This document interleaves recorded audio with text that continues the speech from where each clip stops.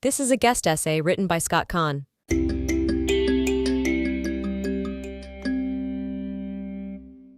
Our son Yaakov received his army induction notice recently. In just under 1 month, he left his yeshiva, Jewish school, and joined the Israel Defense Forces. We knew it was coming. In fact, his original date for joining the army was supposed to be around today, but the war pushed things off, which was a relief, truthfully. But the war only delayed it a month. A month has passed, and now it's time. I am experiencing both profound pride and intense fear, trepidation and honor, expectation that he will be part of the glorious chain of those who, for the past 75 years, have protected Jewish lives in the Jewish state, and just maybe a small, quiet, yet admittedly persistent hope that he won't pass his physical. Fat chance of that happening. The kid is built. The way we found out would have been anticlimactic, except that we had pushed this reality out of our minds for the past 30 days and weren't expecting anything at all. One evening, just after 6 p.m., Yaakov forwarded a 5-line text message he had received, saying that he was going to be deployed as a combat soldier in the Givati Brigade, that he would be officially drafted, and to stay tuned for details about the place and time. Simple and life-changing. Our son-in-law finished his army service over a year ago, but he was called up again on October 7th, 2023, and now is incommunicado. We have no details. He has not had a phone for days, so we have no idea where he is or what he's doing, other than that he is somewhere inside Gaza. His presence in a war zone has been harrowing. The idea that Yaakov may soon join him there adds to our anxiety. When I'm able to ignore the anxiety for a few moments, however, I experience a sense of wonder that God has allowed our family to live at this point in history. Maybe what I experience is even a type of joy. For 2,000 years, Jews were powerless, living in non-Jewish societies which, at best, tolerated their continued presence. Often they were oppressed. Occasionally they were expelled. More than once they were slaughtered en masse. What did they do? They prayed to God to end the endless exile and bring them home to the land of Israel and to the city of Jerusalem.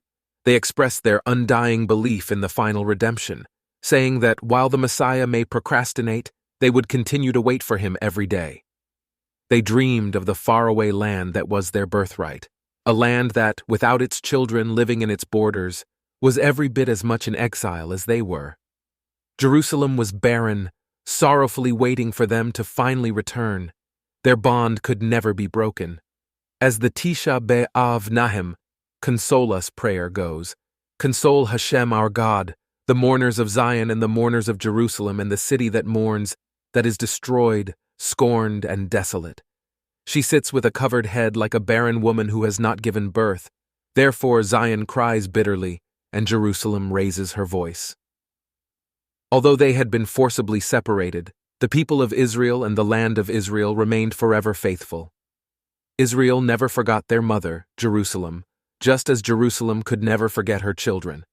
And every Passover, as the Seder, ceremonial dinner, came to a close, the city's children sang to God, "Appoint guards for your city, all day and all night."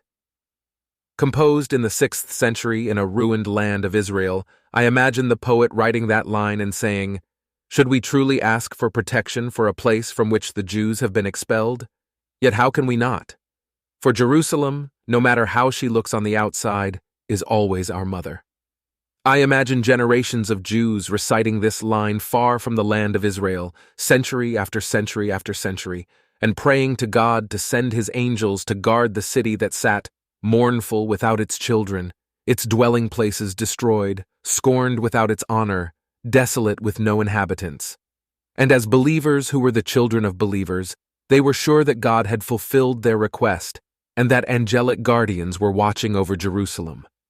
I imagine my great-great-grandparents, somewhere in Europe, singing this prayer, knowing that God was listening, and also knowing that the prophet Elijah had not yet come, had not yet announced that it was time to return.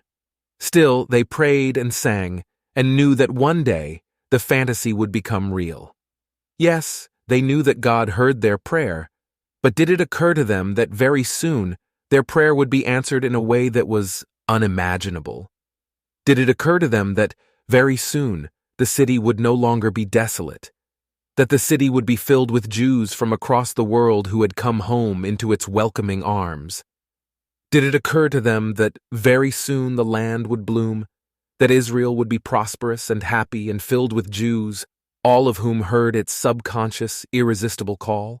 And perhaps most unbelievable of all, did it occur to them that very soon God would again appoint guards for his city, who would protect it all day and all night, and that these guards would not only be angels, but the city's own children? Did it occur to them that among these guards of the city and the land would be their own great-great-great-grandchild? When I can put the anxiety aside and permit myself to try to envision a larger picture, I think of the angels who faithfully guarded Israel and Jerusalem for 2,000 years, now stepping aside to allow the true children of Israel and Jerusalem to finally perform the role they had eagerly awaited for so long.